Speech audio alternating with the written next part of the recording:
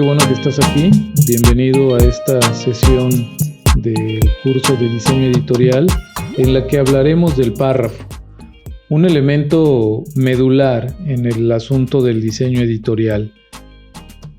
Y no necesariamente por el aspecto estético o de composición, sino principalmente porque en el proceso de lectura el párrafo es un elemento fundamental en la asimilación de las ideas.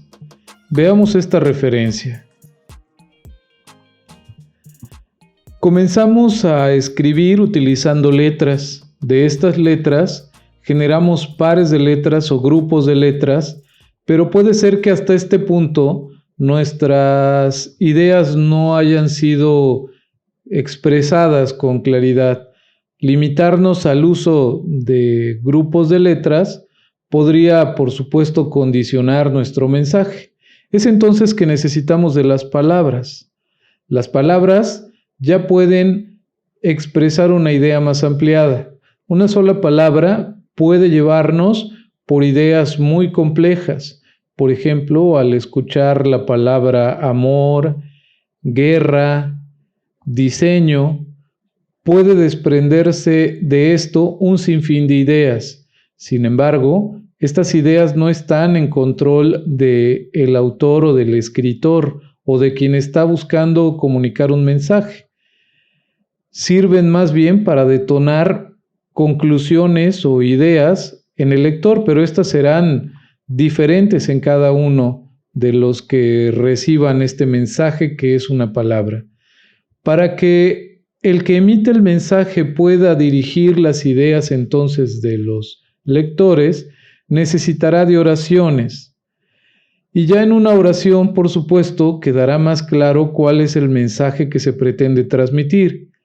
Sin embargo, es hasta que con las propias oraciones conformamos bloques que conocemos como párrafos, que podemos entonces ya poder decir que se expresa una idea más completa y que ésta conduce el pensamiento de quien lee ese párrafo hacia los intereses o motivaciones que tiene el que ha escrito dicho párrafo.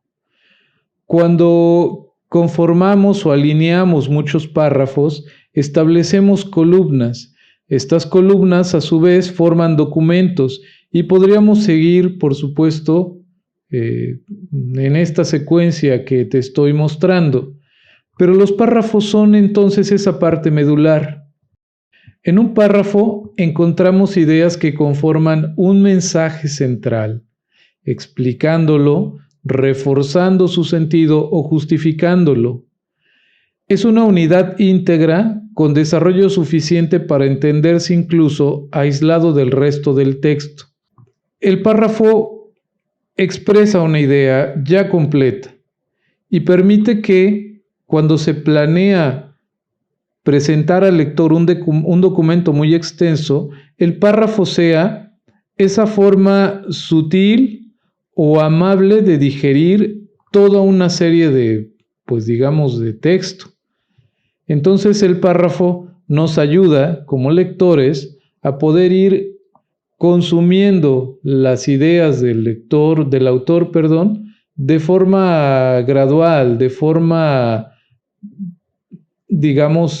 amable o conveniente, para efectos de poder ir entendiendo lo que nos pretenden decir.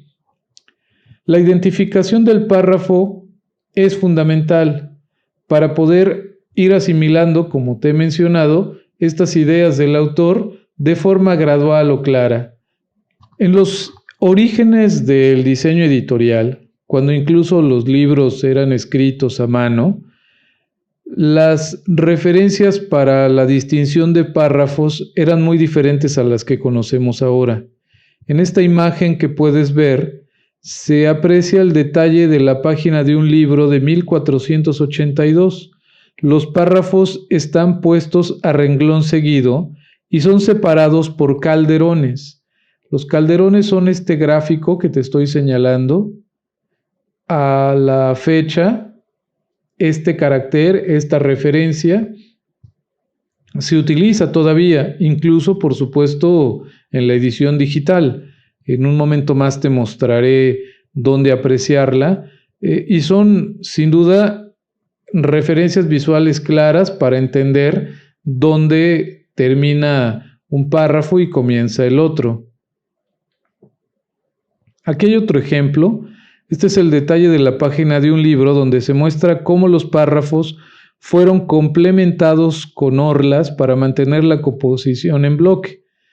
La idea de la composición en bloque es algo que se entendía con una clara necesidad en estos libros de, digamos, principios, mediados y finales del siglo XIV.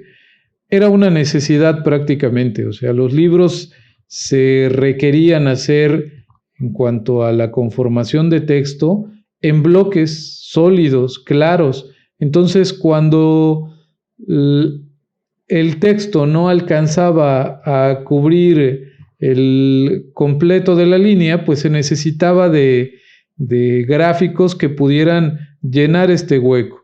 No se veían bien desde el punto de vista estético esos espacios vacíos al final de un párrafo.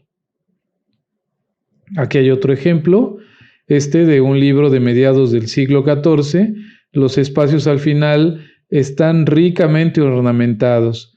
Puede incluso pensarse que estos ornamentos, los cuales se hacían a mano, eran o consumían mucho más tiempo que el escribir el propio párrafo. Asimismo, las letras capitulares eran, por supuesto, recursos visuales muy atractivos, pero que implicaban una inversión de tiempo muy grande, además, por supuesto, de mucho talento y habilidad para, pues, conformar estas partes del documento.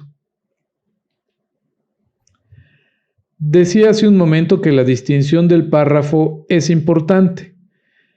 Distinguir un párrafo, en principio, y como ya lo dije, nos ayuda a poder ir digiriendo la información de manera gradual, paulatina, permitiendo con esto que nuestro cerebro vaya procesando toda la información de forma escalonada o de forma parcial, para al final pues ya conformarse una idea completa de lo que se va leyendo.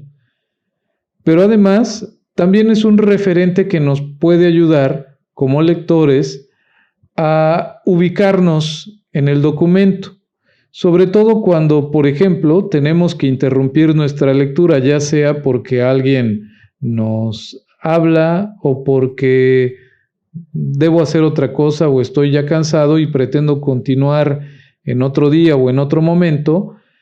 Volver a tomar la lectura de donde la dejamos puede ser una labor complicada si no existe una distinción de párrafos. Es entonces la distinción de párrafo un referente de ubicación en el documento que estamos revisando. ¿Qué pasa cuando no hay esta referencia de distinción de párrafos? Por supuesto que vemos un solo bloque. Este texto que estás apreciando en la pantalla puede ser entendido como un solo párrafo porque no vemos claramente diferenciaciones. Podríamos pensar que este bloque o que este es un bloque a partir de que vemos mucho espacio aquí. Pero cuando eso no sucede, como es el caso de este punto que se encuentra aquí, la línea termina prácticamente al final del bloque, yo puedo pensar que el texto continúa. Si tuviera que retomar mi lectura y me he quedado aquí, muy seguramente batallaré más de lo normal. Entonces, distinguir un párrafo es importante. Ahora, ¿cómo distinguimos un párrafo? Permítame ir a InDesign. Nos encontramos aquí en el cuerpo de texto que contiene varios párrafos, pero que no los podemos distinguir con claridad a todos. Una de las primeras referencias que puede utilizarse para diferenciar un párrafo de otro es simplemente un espacio. Con esto logramos hacer que el lector identifique claramente dónde comienza y termina cada párrafo. Sin embargo, no es muy conveniente este recurso cuando se piensa en cuerpos de texto muy extensos, porque estos espacios empezarán a ser una atencional muy importante, muy marcada. Incluso ya en la fluidez que buscamos que tenga el lector cuando hace esta acción de leer, estos espacios pueden estorbar demasiado. Este recurso es útil cuando el texto que estamos exponiendo no es muy largo o cuando se tiene una intención muy particular con el diseño que se está elaborando. Pero en lo general, este recurso no es el más usado. El más recurrente es el de la sangría. Entonces voy a regresar este texto a como estaba en el inicio para mostrarte el asunto de la sangría. La sangría es un espacio que se presenta en la primera línea del párrafo.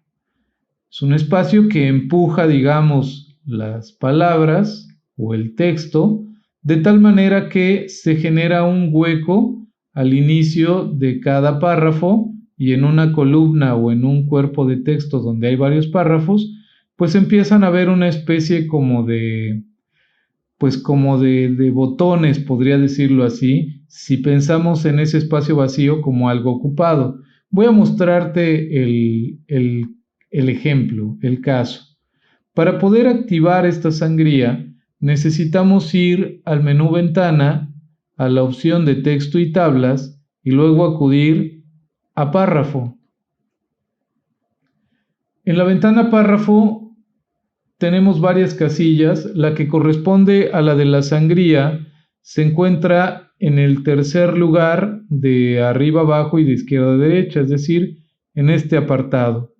Si te guías por los iconos, puedes apreciar que la casilla que está arriba de la sangría señala en el gráfico que la función que aplicaríamos aquí empujaría todo el párrafo hacia adentro o hacia la derecha.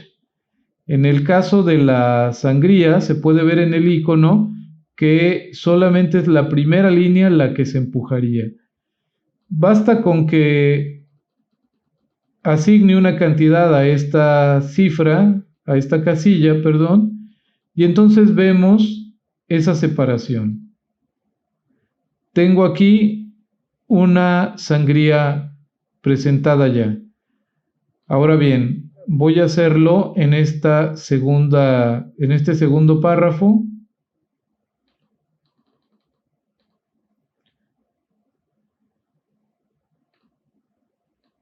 Voy a poner aquí la sangría que había colocado ya en la primera. Puede apreciarse entonces que este hueco es un referente muy claro de dónde comienza un párrafo y por supuesto dónde termina otro. Ahora, ¿cuál es el espacio que debemos dejar aquí? ¿Cuál es el correcto? Bueno, vamos a aclarar ese punto. La regla editorial establece que el espacio que debe dejarse como sangría convenientemente debe ser un cuadratín o cuadratín y medio. Buscando no profundizar mucho en temas que convienen al área de tipografía y provocando con esto que esta sesión no se extienda mucho, voy a sintetizarte la idea del cuadratín. Podemos pensar para efectos prácticos que el cuadratín no es otra cosa más que un espacio con la misma medida o el mismo puntaje del cuerpo de texto que estás utilizando. Es decir, el texto con el que construí estos párrafos, voy a mostrarte, es de 30 puntos. Quiere decir entonces que la sangría que debo dejar debe ser de 30 puntos también. Voy a aplicar esa condición a todo. Voy a entonces ir a la ventana párrafo. Estoy con una unidad de medida por defecto que es de píxeles, pero puedo, como ventaja del programa, escribir yo mismo la unidad de medida y el programa lo va a cambiar. Por ejemplo, puedo poner 20 centímetros y el programa me hace la conversión, o sea, la traducción o la conversión más bien de esos 20 centímetros, pues son 566 píxeles. Bueno, voy a poner menos cantidad, por supuesto. Voy a poner 1 centímetro y se puede apreciar que el programa es capaz de hacer esta labor, algo muy bueno, muy favorable, ¿no? Nos ahorra bastante tiempo. Entonces, de esa manera voy a poner 30 PT, PT como abreviación de puntos, y el programa va a entender que estoy buscando utilizar como unidad de medida. Doy Enter y puedo ver que se ajusta. También puede comprobarse que 30 puntos es igual a 30 píxeles. Ahora bien, si este espacio no es el suficiente, si tú consideras que no se aprecia mucho esta distinción o esta sangría, entonces puedes aplicar el recurso del cuadratín y medio, es decir, en lugar de 30 puntos, que es lo que mide mi cuerpo de texto, voy a utilizar 45, o sea, una unidad y media del puntaje que tengo utilizado en el cuerpo de texto. Voy a colocar entonces 45 puntos. Puedes apreciar que el espacio se abre más y eso permite que el cuerpo de texto distinga, o en él se distingan con mayor claridad los párrafos. Por supuesto que no conviene que la sangría sea ni muy extensa ni muy corta, porque se presume de esto una serie de problemas, todos relacionados con este asunto de la identificación. Ahora, para que quede más claro este asunto del cuadratín, voy a cambiar de puntaje. Vamos a considerar no los 30 puntos que puedes ver aquí, sino menos. Para efectos prácticos, voy a utilizar 10 puntos de cuerpo en este texto que tengo. Por supuesto, el texto se ha reducido. Déjame acercarme y además ajustar un poco la caja. Ahora sí, voy a acercarme.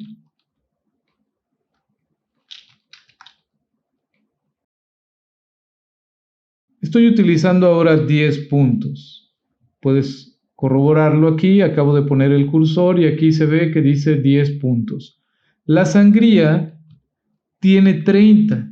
Puedes entonces también ver que no es muy funcional el que la sangría esté muy larga, sobre todo si las últimas palabras de la línea última del párrafo casi se complementan con la propia sangría. Eso hace que el lector pueda confundirse y este espacio es una llamada de atención muy marcada. Bueno, entonces voy a poner una sangría más conveniente a estos párrafos. Debe entonces entenderse que si mi cuerpo de texto tiene 10 puntos y yo debo colocar mínimamente un cuadratín como sangría, quiere decir entonces que debo utilizar 10 puntos de sangría. Voy a aplicar ese recurso. Como puedes apreciar, la sangría se ve mejor, el propio texto tiene un mejor lucimiento, pero si consideras que aún así es muy estrecho el tamaño de la sangría, podemos ampliarlo utilizando la condición del cuadratín y medio. Es decir, Si mi puntaje es de 10 puntos, mi cuadratín tendría que ser de 10 puntos también. Cuadratín y medio sería igual a 15 puntos. Voy a colocarlos aquí. Y bueno, ahí se tiene pues una sangría un poco más abierta. Las ventajas que nos presentan estas herramientas digitales con que ahora contamos y con las que no podían, por supuesto, apoyarse siglos antes las personas que tendrían que resolver el diseño editorial a partir de tipos móviles o con el auxilio de tipos móviles. La diferencia es que los antiguos impresores o formadores de libros o documentos editoriales tenían que usar piezas, es decir, nosotros percibimos, ahora que tenemos la computadora, los espacios entre palabras o las sangrías como huecos, pero en realidad en los tipos móviles estos huecos se conseguían con una pieza de madera, de tal manera que había un cuadratín y un cuadratín y medio como herramientas útiles para generar estos espacios. Eso probablemente pues estableció un criterio estético, un criterio visual al que nos fuimos acostumbrando y ahora nos parece no muy agradable tener una sangría muy cerrada o muy abierta, aunque ésta sea el espacio que se dé, pues suficiente para identificar los párrafos. Pero bueno, la recomendación es que utilices un cuadratín o cuadratín y medio. Vamos a ver un asunto más. ¿Qué pasa con la primera línea? Con la primera línea del primer párrafo, es decir, ¿qué pasa más bien con el párrafo con el que se inicia un documento? Si entendemos que el principio de las sangrías es ayudar al lector a ubicar los párrafos, debemos entender que el primer párrafo no tendría por qué ubicarse con una sangría, dado que al ser el primer párrafo de todo un documento, esa posición en la que está ya es un referente. De tal manera que cuando iniciamos un documento no necesitamos poner párrafo. Esta es una construcción más adecuada. Déjame cerrar un poco esta caja. Ahí está mejor. Entonces, cuando se inicia un documento no se tiene que poner sangría, sobre todo porque muy probablemente este documento inicie con un título. Voy a poner un ejemplo. El propio título, el espacio que he dejado y el propio inicio del cuerpo de texto ya son referencias suficientes, de tal manera que agregar una sangría puede ser algo ya excesivo. Si lo que se busca es ayudar al lector a que ubique párrafos sin tener que generar muchas atencionales en él, en su lectura, para que no tenga que hacer tantas fijaciones. Entonces, la sangría de inicio de un documento no es necesaria. Tampoco es necesaria cuando se tiene un subtítulo o cabeza de descanso. Vamos a pensar que tengo un subtítulo con estas características. El propio subtítulo es un referente de ayuda y no necesita el párrafo ponerse en sangría, así como el párrafo que conforma el propio subtítulo. Entonces no coloco sangría y de esta forma tengo que entender el uso de sangrías. Al inicio de los documentos no es necesario, después de un subtítulo o cabeza de descanso tampoco. Y la sangría entonces debe tener un tamaño de cuadratín o cuadratín y medio. La justificación del párrafo. Veamos ahora cómo es que conviene justificar un párrafo o cuáles son las alternativas que contamos para este propósito. Vamos nuevamente a InDesign. Ya he avanzado con la distinción de los párrafos. Esta es la manera correcta en la que debería mostrarse un documento o un cuerpo de texto. Ahora falta entender sobre la justificación de estos párrafos. En la propia ventana párrafo del programa InDesign, nosotros tenemos en la parte superior de esta ventana las opciones de justificación. La primera, voy a dejar el cursor ahí, como puedes leer, InDesign la indica como una alineación a la izquierda. Propiamente este párrafo no estaría justificado, o sea, simplemente tendría una alineación izquierda. Podemos además establecer una alineación centrada. Esa sería otra forma de conformar mis párrafos. Tengo también una justificación o una alineación a la derecha o en bandera izquierda. La alineación a la izquierda establece una bandera derecha. Se entiende el concepto de bandera en la analogía de pensar que una bandera al ondear en el aire, vaya, al estar expuesta al aire, ondearía y permitiría una forma irregular en el extremo que no está sujetado al poste.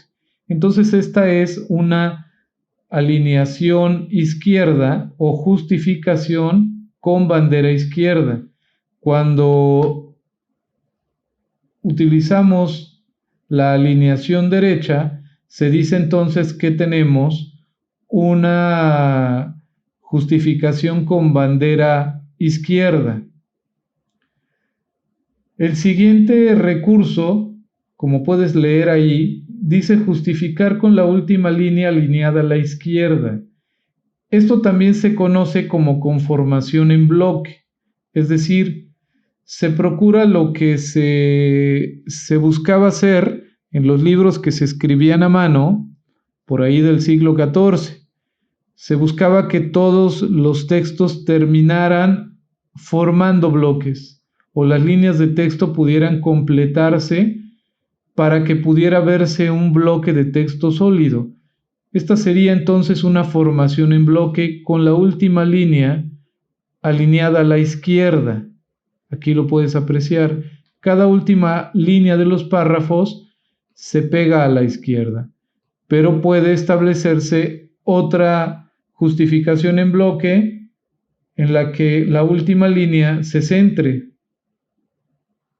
Esto no es algo muy común, por lo menos en Occidente, pero puede haber, por supuesto, situaciones donde se requiera. Tenemos también una justificación en bloque, pero con la última línea alineada a la derecha. Ahora, esto está en bloque, no confundirlo con la alineación a la derecha o alineación a la izquierda. Aquí se forman bloques y la última línea es la que se mueve, ya sea a la izquierda, centrada o a la derecha. Puede pensarse también en una última opción, como lo señala aquí las herramientas del programa, que sería un bloque completo, o sea, todas las líneas quedarán llevadas hasta el final del bloque para consolidar lo que aparentemente sería un bloque más consistente. Digo aparentemente porque lo que ocurre, espero lo hayas notado, es que se generan estas situaciones que en el argot del diseño editorial conocemos como ríos, es decir, se forman espacios que, como es el caso de un río, se van moviendo de manera arbitraria, como a capricho en este caso, de conforme se acomodan las palabras. Entonces, este recurso no es muy conveniente porque genera ese problema.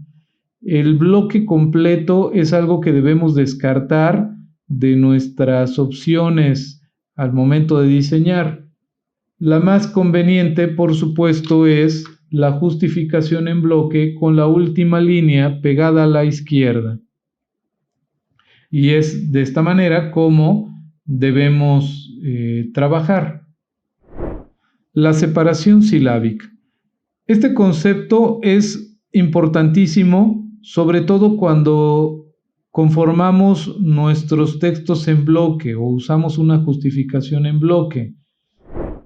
Cuando resuelvo una justificación en bloque, debo considerar que en algunas circunstancias, cuando mi caja, por caja entendemos al espacio donde se acomoda o donde se vierten los textos. Entonces, yo puedo tener una caja amplia, una caja más cerrada. Espero observes que, por ejemplo, en este caso, se forman irregularidades en las líneas. Es decir, hay espacios de diferente tamaño entre palabras. En este acomodo que acabo de hacer, puedes ver que la primera línea tiene un criterio de separación entre palabras que no es el mismo de la segunda línea, y a su vez, este no es igual al de la tercera. En la tercera línea se nota que el espacio entre palabras es muy grande. ¿Por qué sucede esto?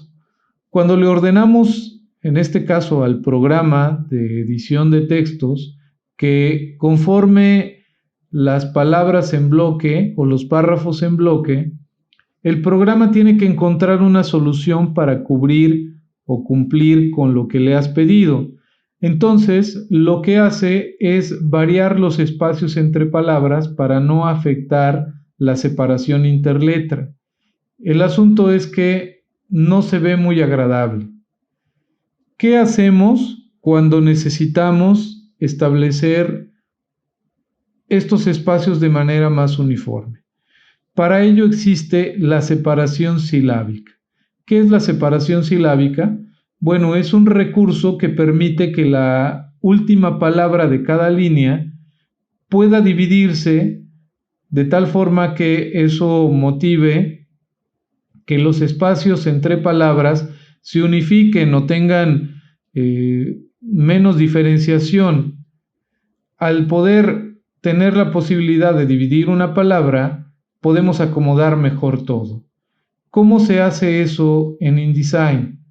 Bueno, debo seleccionar el texto y aplicar en la ventana párrafo esta opción o esta casilla que dice separar. Al dar clic allí, como puedes apreciar, el texto cambia, se ve más ordenado en cuanto a los espacios de separación entre palabras.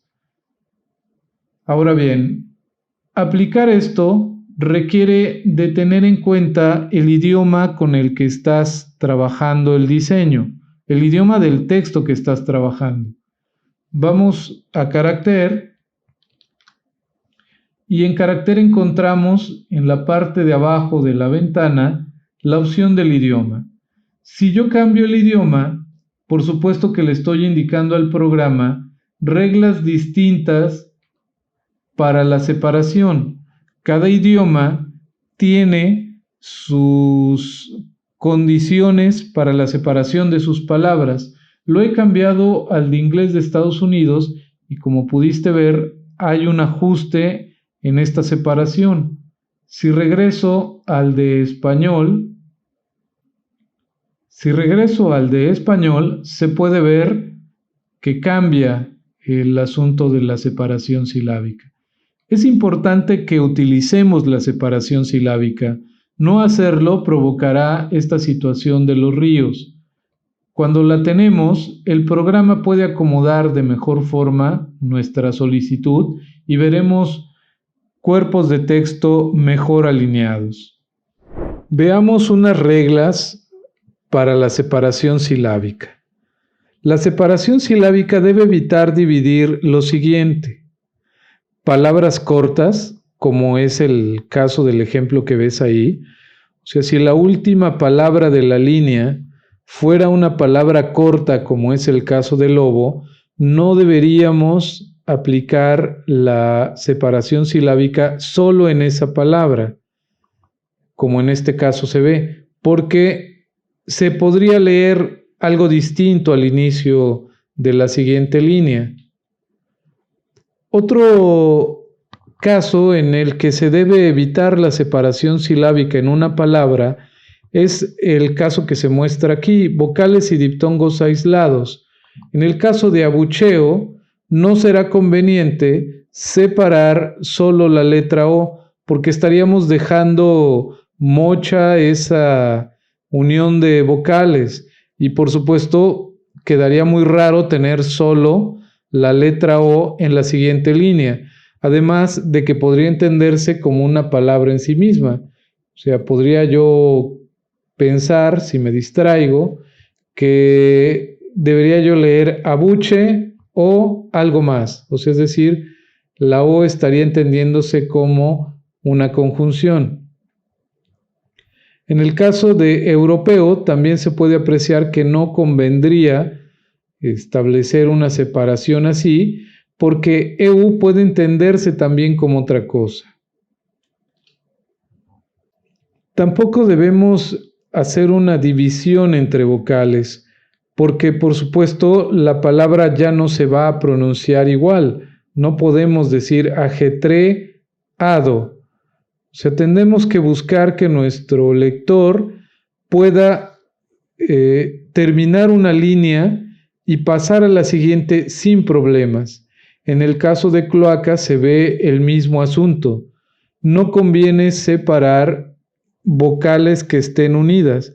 Cloaca es un asunto también aquí complicado de entender si al término de la línea que estamos leyendo, solo leemos clo y abajo leemos aca, podemos pensar que ese aca corresponde a otra cosa, que podría ser la palabra acá, por ejemplo. Y eso generaría un distractor en el lector. Otra de las reglas que se establecen para la separación silábica es que las palabras compuestas tampoco se dividan, porque pueden dar idea de otra cosa. Por ejemplo, en el caso de desactivar, se puede pensar que el texto o la línea de texto termina con des y abajo comienza otra nueva palabra que es activar.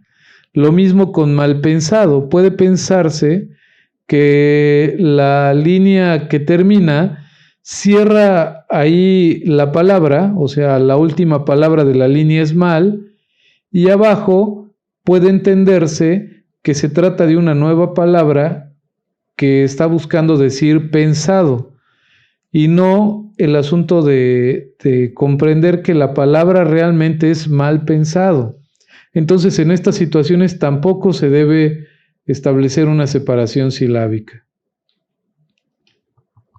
Las palabras con R y doble R intermedia son palabras que no deben dividirse justamente en estas letras, porque ante la situación de dividir la palabra coloreo, dejando en la línea anterior, al final, las letras colo, puedo pensar que eso es una palabra, y cuando paso a la siguiente línea, que comienza con reo, porque así debería entenderse, o sea, es coloreo, yo pensaría que se trata posiblemente de una palabra distinta a la anterior, o sea, leería reo.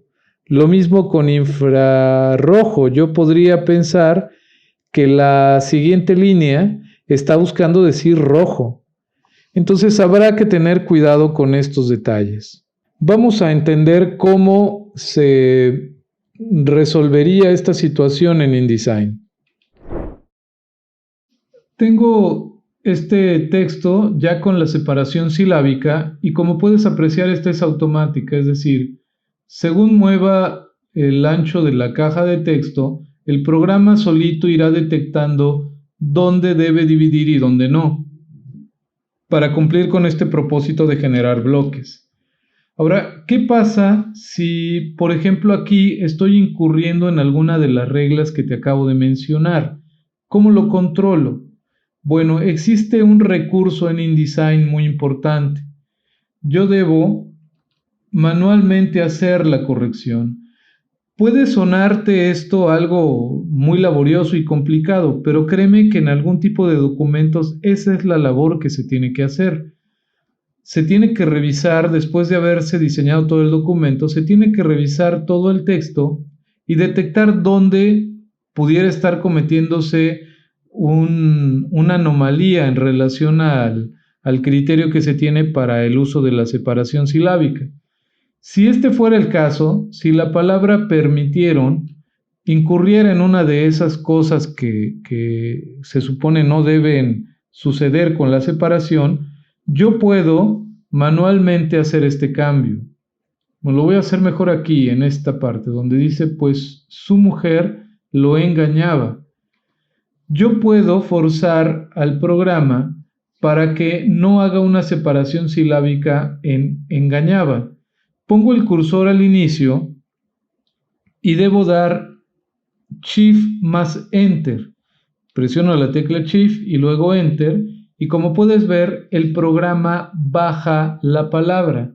Ahora, esto no es lo mismo que un Enter. Voy a regresarme. Un Enter es prácticamente abrir otro párrafo. Le doy Enter y si te das cuenta, el espacio se genera aquí, asumiendo que el párrafo llegó hasta esta parte y aquí va a comenzar otro nuevo. Entonces yo tengo que dar Shift Enter para poder alterar la separación. Voy a activar los caracteres ocultos. Voy a ir al menú texto y a la parte final de este listado voy a darle clic. Ahí dice mostrar caracteres ocultos.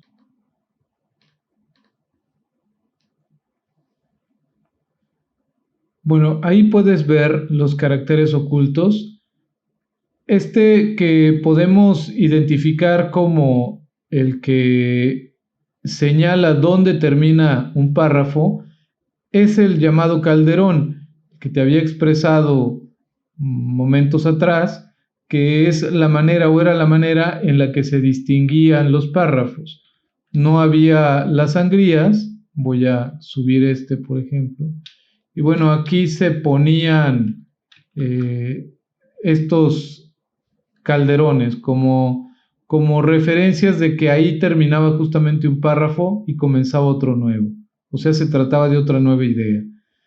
Bueno, en este caso, los caracteres ocultos nos dan ideas de esos espacios vacíos. Puedes darte cuenta que cuando se agrega un guión de separación, se marca este símbolo arriba, como ayudándonos a entender que ahí se está partiendo una palabra. Voy a repetir lo que acabo de hacer hace un momento. Voy a presionar Shift y luego voy a dar Enter y puedes apreciar que aquí he forzado la separación, o sea, obligado al programa a que no divida la palabra engañaban. Y se crea este indicador que nos hace saber cuándo hemos alterado esta situación. Ahorita acabo de hacer que la palabra baje, pero puedo hacer también que la palabra suba. Por ejemplo, vamos a completar aquí la palabra Giselle. ¿Por qué me mentiste?, preguntó Giselle. Vamos a considerar que no estoy buscando que esta palabra se separe silábicamente y tenga aquí en el comienzo de la siguiente línea solamente la letra doble L y la E. Debo colocar el cursor al final de la palabra. Si presionara solo Enter, pues hago esto, creo otro párrafo. Voy a dar Control Z. Lo que debo de hacer es presionar Shift Enter y entonces estoy indicándole al programa que no quiero que me separe la palabra Giselle. Sin embargo, como se trata de muchos caracteres o letras ocupados en esta primer línea, el programa ha tenido que cerrar los espacios entre palabras y eso puede provocar una fijación o atencional en el lector. Aquí puede verse que esta línea está sumamente apretada. La separación entre una palabra y otra es muy pequeño y no logramos distinguir precisamente la separación. Por ello es que habría que valorar hasta dónde es conveniente hacer ese ajuste de separación silábica. Veamos ahora sobre el ancho del párrafo. El ancho del párrafo es también un asunto medular en el propósito de favorecer a la lectura. El ancho de párrafo establecería cuántas palabras por línea estarían pudiendo colocarse. Si el ancho del párrafo es corto o estrecho, querría decir que cabrán menos palabras, a diferencia de cuando extendemos esto. Pero bueno, vamos a entender qué pasa con los anchos de párrafo. Ya tengo mi cuerpo de texto con las condiciones que se recomiendan para el párrafo. He señalado la sangría, he justificado en bloque con la última línea a la izquierda y además he colocado la separación silábica. Bueno, si yo tengo un ancho de columna o de párrafo muy estrecha, voy a hacerlo así, sucede un fenómeno muy particular. La vista empieza a cansarse, las fijaciones empiezan a tener que ser muy recurrentes porque la línea es tan corta que apenas comienzo a concentrar mi vista en la primera línea, cuando esta ya terminó y debo pasar a la siguiente y a partir de ahí volver a ubicar todo para que cuando termine la línea vuelva a esa situación de digerir la lectura sin problema, o sea, voy línea por línea. El problema entonces con un ancho de párrafo muy estrecho es que el lector se cansaría, o sea, esto estaría recomendado solo para cuerpos de texto muy pequeño, para partes de texto donde no haya información muy compleja o muy extensa. Ahora, ¿qué sucede con lo contrario? Vamos a hacer de esta caja de texto un texto muy largo, o bueno, un ancho muy largo. Lo que ocurre con este asunto de cuando existen muchas letras o palabras por línea es que es posible que me pierda. Avanzo tanto con mi vista desde el inicio del texto hasta el final de esa primera línea que cuando quiero pasar a la segunda, puede suceder que como es mucha la distancia que recorro del final de la línea al inicio de otra, como puede ser mucho el espacio, yo tiendo a confundirme. Seguramente te ha pasado. Crees que estás leyendo la siguiente línea, pero descubres que estás revisando la que ya habías leído o estás leyendo una más abajo. Esto es porque es mucho el recorrido que debe hacerse y entonces nuestra vista tiene que estar haciendo movimientos un tanto bruscos o un tanto complejos, no tan fluidos, para poder digerir esta forma en la que está estructurada el material. ¿Qué debemos hacer? ¿Cuál es el ancho ideal? Estás apreciando en la pantalla una tabla que va a serte muy útil porque establece criterios de mínimo, óptimo y máximo. Los números que ves corresponden a las palabras por línea que tiene mi documento. Me parece a mí sumamente interesante esta tabla porque establece por lo menos dos condiciones, la de los bajos lectores y la de los altos lectores. En el caso de los bajos lectores, para el mínimo de palabras o caracteres que debe haber por línea, debe considerarse 34. Menos puede resultar muy problemático, más puede hacer que nos perdamos. Entonces, para bajos lectores, el mínimo de caracteres que debe considerarse es 34. Y el criterio para definir cuántos caracteres por línea máximo debe tener mi cuerpo de texto, debo considerar los 45 caracteres. En el caso de una situación óptima, o sea, por la que debes apostar la mayoría de las veces, cuando el documento se piensa que será leído por bajos lectores, conviene poner mínimamente 45. Cuando se trata de lectores que llevan esta práctica de forma muy constante, conviene ampliar esta situación.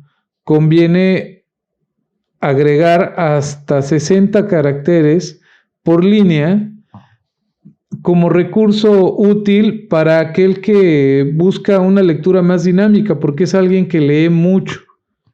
Entonces, para los altos lectores, el que existan 45 caracteres puede ser un poco desmotivante para él, porque como está acostumbrado a leer mucho, podría perderse en esa situación de leer pocos caracteres cuando ya sabe leer muchos. En el caso de un máximo, por efecto de diseño que sea necesario crecer mucho ese ancho de columna, el tope que debe entenderse para los bajos lectores es 60 caracteres. No conviene, por supuesto, poner más porque eso le provocaría serios problemas a quien no está muy acostumbrado a leer. Por el contrario, en el caso de los altos lectores, el máximo al que podemos llevar un ancho de caja o de columna es de 80 caracteres por línea. Entonces, bueno, esta tabla te va a ayudar a entender cómo debes definir tus anchos de columna, cómo debes formar tu documento. Vamos a la práctica. ¿Cómo puedo saber desde InDesign cuántos caracteres tengo por línea? Bueno, lo primero que tengo que hacer es acudir al menú Ventana y buscar la opción Información. Igual puedo presionar F8 como lo indica aquí el programa. Activo la ventana de información. Esta ventana me da muchos datos relacionados con lo que esté yo trabajando en InDesign, pero una de las cosas que puede indicarme es cuántos caracteres tengo. Si yo selecciono la primera línea, puedo leer aquí en la ventana de información que tengo 62 caracteres, 11 palabras, una línea y un párrafo. Para poder hacer muy efectivo este conteo de caracteres promedio por línea, me conviene no solamente contar una, porque ten en cuenta que todas las líneas tienen diferente número de caracteres. Esta primera que tengo señalada dice el programa que tiene 62. Si selecciono ahora la segunda, esta tiene 66. La tercera tiene 60 y así. O sea, todas las líneas de texto tienen un número variado de caracteres. Para poder asegurar que estoy en el ancho propicio según mi tipo de lector, ya sea alto o bajo, lo que conviene hacer es seleccionar 10 líneas al mismo tiempo.